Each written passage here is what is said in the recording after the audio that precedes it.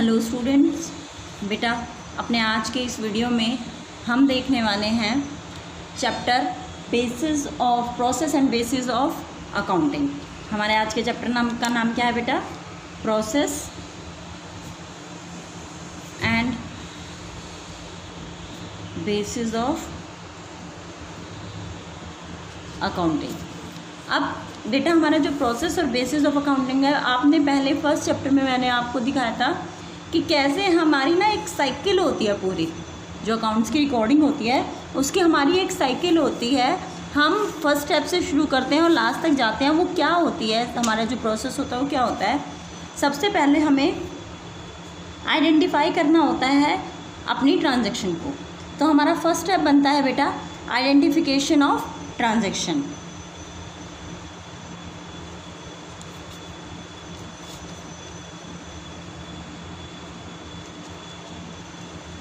Then जब हम transaction को आइडेंटिफाई करते हैं तो हम क्या करते हैं बेटा? हम ये देखते हैं that the transaction can be measured in monetary term और नॉट। जो भी ट्रांजैक्शन हमारी फॉर्म में हुई है, पहले तो क्या वो मॉनेटरी टर्म में है, और सेकेंड क्या वो मेजर की जा सकती है मॉनेटरी टर्म में। जब ये दोनों कंडीशन सेटिस्फाई हो जाती हैं तो हम उस ट्रांजैक्शन को आइडेंटिफाई कर चुके होते हैं। आइडेंटिफाई करने के बाद हम उस ट्रांजैक्शन की अपने अकाउंटिंग साइकिल के सेकंड स्टेप में क्या करते हैं? हम वाउचर तैयार करते हैं। जो हमारा प्रोसेस होता है अकाउंटिंग का, उसमें हम क्या करते हैं बेटा? Preparation of voucher. अब ये वाउचर क्या होता है? जब आप लोग कंपनीज में जाएंगे तो आपको पता चलेगा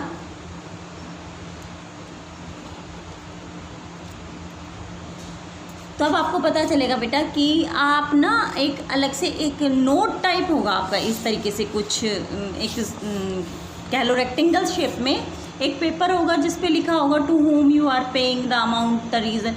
तो ये सब चीज़ें लिखी होती है। तो वो हर कंपनी अपने अलग प्रिंट करवाती है बेटा। ये वाउचर एक ऐसा डॉक्यूमेंट होता है बेटा जिसके बिहाफ पर जो सोर्स डॉक्यूमेंट होगा उसके बिहाफ पर वाउचर में एंट्री की जाएगी। अब ये सोर्स डॉक्यूमेंट क्या होता है बेटा? सोर्स डॉक्यूमेंट वो डॉक्यूमेंट होता है बेटा जो कि एक एविडेंस का काम करता है ट्रांजैक्शन की। आपने बुक्स परचेज़ की हैं, आपने 5000 की बुक्स परचेज़ की हैं, क्या एविडेंस होगा हमारे पास? बुक्स तो हो सकता है हमारे पास पुरानी भी हो, हम उसी डेट, कोई ऐसा तो होता नहीं कि सेलर बुक्स पे डेट अमाउंट सब लिख के देता है, नहीं। तो हम पुरानी बुक्स भी दिखा सकते हैं। हो सकता है हमने आज परचेज़ की हो और हम कल की डेट में भी वही बुक्स दिखा दें। तो जो हमारे पास जो वेरिफिकेशन के लिए एक डॉक्यूमेंट होता है वो सोर्स डॉक्यूमेंट होता है।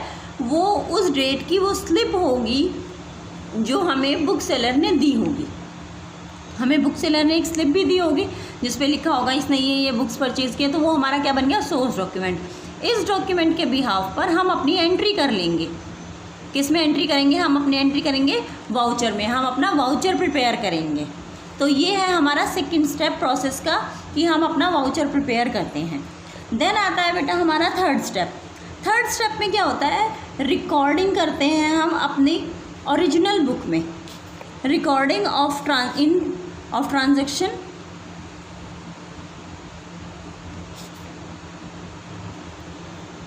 इन books of original entry.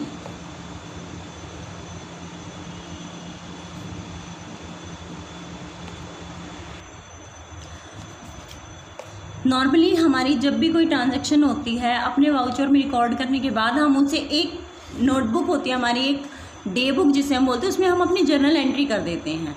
Journal entry देखो बेटा, जर्नल एंट्री जब भी होगी तो उसमें दो एस्पेक्ट होंगे, एक होगा डेबिट और एक होगा क्रेडिट। ये आपको मैं जर्नल एंट्री चैप्टर में पूरा डिटेल में समझाएंगे हम, लेकिन फ़िलहाल के लिए बस आप इतना देख लो कि जो ओरिजिनल एंट्री वाली बुक्स होती है उसे हम क्या बोलते हैं बेटा? Journal. Journal is one of the book of original entry where the entry with the source document is made. Clear बेटा? तो जहाँ हम वाउचर से एंट्री करेंगे वो हमारी ओरिजिनल एंट्री हो जाएगी, बुक्स ऑफ ओरिजिनल एंट्री बन जाएगी। इसके बाद हम क्या करते हैं? जब हमने ओरिजिनल बुक में एंट्री कर ली, देखो मान लो इसी को आप मेरी ओरिजिनल बुक की entry, original book of journal entry मान लो। मैंने परचेज़ किया फर्नीचर, तो मैं यहाँ लिख दूँगी furniture account debit to cash. अब मैं किस बिहाफ पर लिख रही हूँ ये आपको अभी पता नहीं चलेगा, लेकिन जब जर्नल एंट्री चैप्टर आप करेंगे तो आपको पता चल जाएगा। मेनली जस्ट कहने का मतलब ये है, इस पेज पे मैंने सारी रिकॉर्डिंग कर ली जो आज की डेट में मैंने ट्रांजैक्शन की। मैंने फर्नीचर भी परचेज़ किया है, मैंने स्टेशनरी भी परचेज़ की, मैंने और भी बहुत सारी चीज़ें परचेज़ की और सेल की, उन सबको मैंने एक प्लेस पे लिख लिया। तो बेटा इससे ना कोई फ़ायदा नहीं होगा। अगर मुझे ये देखना है कि मेरा कितना स्टॉक सेल हो गया, तो मुझे वो अलग अलग सारी लाइनें पढ़नी पड़ेंगी, कौन कौन सी लाइन्स में मैंने लिखा है कि मैंने सेल की है। तो इस प्रॉब्लम को सॉल्व करने के लिए हम क्या करते हैं, ओरिजिनल एंट्री में एंट्री करने के बाद हम करते हैं पोस्टिंग टू लेजर। अब ये पोस्टिंग टू लेजर होती क्या है बेटा? पोस्टिंग टू लेजर का मतलब होता है कि आप जो एंट्री एक नेचर की हैं उन्हें एक जगह इकट्ठा करके लिख देते हो। अकाउंटिंग प्रोसेस में नेक्स्ट स्टेप होता है सारी की सारी एंट्रीज़ को, उनकी बुक्स, सब्सिडरी बुक्स को, उनके एक अलग अलग अकाउंट प्रिपेयर करके रिकॉर्ड कर लेना। फॉर एग्ज़ाम्पल मैंने कैश में सेल भी किया, परचेज़ भी किया, तो मैं कैश अकाउंट बना लूँ, जितनी रिसिप्ट है उसे एक तरफ लिख लो और जितनी पेमेंट्स है उसे एक तरफ लिख लो। तो इससे क्या होगा, मुझे पता चल जाएगा ना मेरे पास कितने पैसे आए और कितने आज की डेट में मैंने पेमेंट कर दी। थोड़ा बेनिफिशियल हुआ ना ये, हमें पता चला हमने कितना कैश रिसीव किया, कितनी पेमेंट की, और अब हमारे पास बैलेंस कितना होना चाहिए।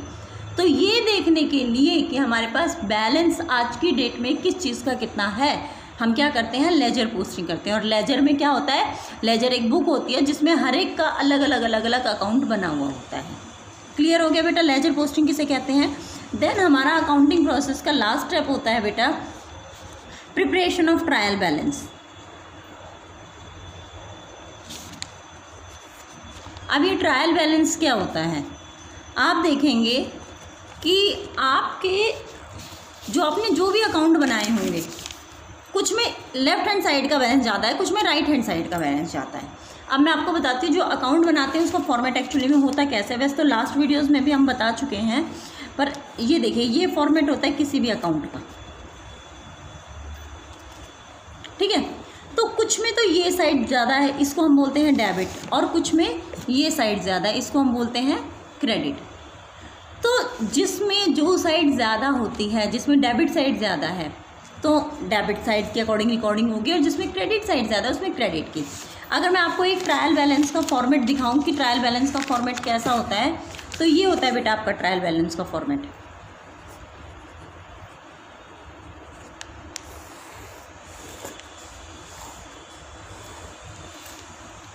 ये डेबिट और ये क्रेडिट। इसमें बेटा जिन अकाउंट्स में डेबिट साइड ज़्यादा थी, ये हमेशा बेटा लेफ्ट हैंड साइड डेबिट होती है और राइट हैंड साइड क्रेडिट होती है, except balance sheet. Balance sheet को छोड़कर, टी फॉर्मेट की जो बैलेंस शीट होती है बेटा, सिर्फ उस बैलेंस शीट को छोड़कर बाकी सारे अकाउंट्स में ये डेबिट साइड होती है और ये क्रेडिट साइड होती है। याद रखना बेटा ये बात, बच्चे अक्सर भूल जाते हैं कि डेबिट कौन सा है, क्रेडिट कौन सा है। ये डेबिट साइड है और ये क्रेडिट साइड है, सिर्फ बैलेंस शीट, टी फॉर्मेट की बैलेंस शीट को छोड़कर। आगे बेटा ट्रायल बैलेंस आ गया आपका, ये डेबिट और ये क्रेडिट साइड है।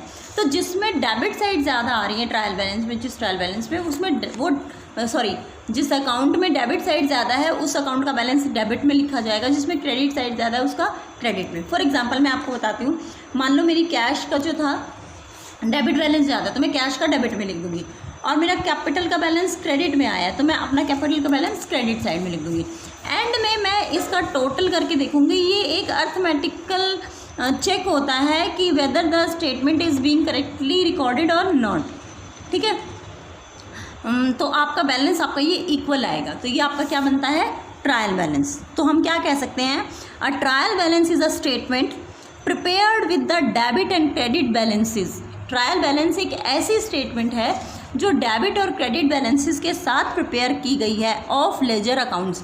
जो हमने लेजर में जितने भी अकाउंट्स बनाए हैं उन लेजर अकाउंट्स के डेबिट और क्रेडिट बैलेंस के साथ प्रिपेयर की गई है। And the next thing is, जो भी ये प्रिपेयर किया गया है to check the arithmetical accuracy of posting and balancing of ledger accounts. Ledger accounts की पोस्टिंग और बैलेंसिंग जो है वो अर्थमेटिकली ओके है या नहीं, अर्थमेटिकली मतलब जिन उनका टोटल वगैरह ओके है नहीं, इस चीज़ को चेक करने के लिए हम ट्रायल बैलेंस बनाते हैं बेटा। ओके, तो ये था आपका अकाउंटिंग प्रोसेस जिसमें 5 स्टेप्स थे आपके। पहले आइडेंटिफाई करना, देन रिकॉर्ड करना, वाउचर प्रिपेयर करना, फिर उसके बाद ओरिजिनल एंट्री में, original books of original entry में एंट्री करना, देन लेजर पोस्टिंग करना, उसके बाद ट्रायल बैलेंस बना लेना। ये आपका प्रोसेस था, प्रोसेस ऑफ अकाउंटिंग। नाउ इस चैप्टर में हमारा नेक्स्ट पॉइंट आता है बेटा, हम जो एंट्री करेंगे वो कौन से 2 बेसिस पे करेंगे। अब मैं आपको 2 बेसिस समझाती, पहले होते क्या है। मान लो आज की डेट में आपने 5000 रुपीज़ का फर्नीचर परचेज किया है, ठीक है। एक तो आपका कैश बेसिस हो गया, अगर आपने ये 5000 कैश में पेमेंट की है तो ये कौन से, और आप इसे रिकॉर्ड कर रहे हो तो ये कैश बेसिस है। नेक्स्ट है आपका बेटा अक्रूवल बेसिस। अक्रूवल बेसिस अब क्या होता है बेटा, अगर मान लो आपने आज की डेट में फर्नीचर परचेज किया 5000 का, लेकिन वो कैश में पेमेंट नहीं करते, आप कभी और पेमेंट करोगे, तो क्या आप आज की डेट में उसे रिकॉर्ड करोगे या नहीं करोगे। यही डिफरेंस जानने के लिए हमारे 2 बेसिस होते हैं, एक कैश बेसिस, एक अक्रूवल बेसिस। अगर ट्रांजैक्शन जिस दिन हुई है उसी दिन रिकॉर्ड हो जाए तो ये कौन सा बेसिस है, हमारा अक्रूवल बेस है। और अगर ट्रांजैक्शन उस दिन रिकॉर्ड हो जिस दिन वो कैश में कन्वर्ट हुई है, चाहे वो पेमेंट में हो चाहे वो रिसिप्ट में हो, तो ये हमारा कौन सा बेसिस हो गया, cash basis. That means if the incomes and expenses are being recorded only on the receipt and payment, not on the occurrence, then it is cash basis। जब आपकी पेमेंट आप कर रहे हो, कैश रिसीव कर रहे हो, तब आप अगर ट्रांजैक्शन कर रहे हो तो ये आपका कैश बेसिस है बेटा। लेकिन अगर आप सिर्फ अक्रूवल बेसिस पे आप एंट्री करते हैं तो फिर आप अक्रूवल मतलब आपने चाहे कैश पेमेंट की या नहीं की, फिर भी आप एंट्री कर रहे हो तो ये आपका अक्रूवल बेसिस हो जाता है बेटा। अब मैं आपको बताती हूँ कैश बेसिस में मेनली है क्या। When the transactions are recorded on the cash basis then they are recorded whenever they convert into cash. ये हो गया बेटा आपका कैश बेसिस। इसके फ़ायदे क्या होते हैं, सिंपल है, लॉजिकल है, आपका रियलिस्टिक हो जाएगा। जब भी कैश आया आपने रिकॉर्ड किया, जब कैश पेमेंट की तब आपने रिकॉर्ड किया, रियलिस्टिक हो जाता है, कुछ भी फ्रॉड के चांसेस कम होते हैं। या ये कह लो कि आप एक ट्रू पोजीशन लेकर चल रहे होते हो कैश की, सिर्फ कैश की बेटा, ठीक है। ये कई लोगों की कंजर्वेटिज्म की जो इंस्टिंक्ट होती है ना, उसको भी सेटिस्फाई कर देता है। अब ये कंजर्वेटिज्म क्या है, लोग बड़े ना मतलब कह लो कि सिर्फ वो कैश पे ही प्रेफरेंस दे रहे होते हैं। कैश आया तो रिकॉर्डिंग हुई, कैश नहीं आया तो रिकॉर्डिंग नहीं हुई, तो ये कुछ हद तक उनकी इंस्टिंक्ट को सेटिस्फाई करता है। दूसरा होता है, इसमें कोई पर्सनल जजमेंट की किसी चीज़ की ज़रूरत नहीं है आपको कि ट्रांजैक्शन रिकॉर्ड करनी है नहीं करनी, मेजरेबल है, कुछ नहीं करना। कैश आ रहा है तो रिकॉर्ड करना, नहीं आ रहा तो नहीं करना। थर्ड वन है बेटा, ये उन एंटरप्राइजेस के लिए सूटेबल है जहाँ पर ज़्यादातर जो ट्रांजेक्शन्स हैं वो कैश में होते हैं। फॉर एग्ज़ाम्पल कोई लॉयर है, उसकी अपनी कोई एजेंसी है, कोई उसका अपना ऑफिस है, ऐसे केसेस में मेनली जो एक्सपेंस होते हैं वो कैश में होते हैं। डॉक्टर के शॉप पे या डॉक्टर का कोई क्लिनिक है, उसकी वहाँ पर भी सारी ट्रांजैक्शन कैश में हो रही होती है, तो ये उन लोगों के लिए ठीक है। और सबसे बड़ी बात, जहाँ जो ट्रांजैक्शन है वो बहुत लिमिटेड है, तब ये ओके है, ठीक है बेटा। अब इसके ये बेनिफिट्स थे कैश के, इसकी डिसएडवांटेजेस क्या क्या हैं बेटा। डिसएडवांटेजेस मतलब क्या क्या, इससे प्रॉब्लम क्या क्या होगी। देखो, अगर आप सिर्फ कैश रिसिप्ट और कैश पेमेंट के बेस पे रिकॉर्डिंग करते हो तो आपके पास फेयर कंडीशन नहीं आएगी बेटा। क्यों नहीं आएगी, आपने एक मंथ तक रूम जो था वो ऑक्यूपाई किया, उसको यूज़ किया, उसका रेंट ड्यू हो गया, लेकिन आपने पेमेंट नहीं की। एक्सपेंस तो हो चुका है, पेमेंट कभी ना कभी तो करनी है, तो इन दैट केस आपकी पेमेंट तो ज़रूरी होनी ही होनी है, आप चाहे उसे मानो या मत मानो। कैश बेसिस पे रिकॉर्डिंग मतलब ना मानने वाली बात हो जाती है, खर्चा तो हो चुका है। तो इससे हमें ना ट्रू पोजीशन पता ही नहीं चलेगी प्रॉफिट एंड लॉस की।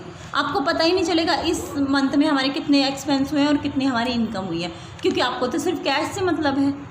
सेकेंड थिंग होती है बेटा, इसे कंपनीज एक्ट 2013 अप्रूव ही नहीं कर रहा है, ये कहीं भी अप्रूव नहीं होता।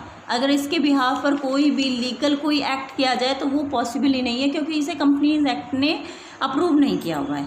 इसके अपोजिट जहां आपका अक्रूवल बेस है, इसमें हम क्या करते हैं, under this basis incomes are recorded when they are earn और अक्रूड।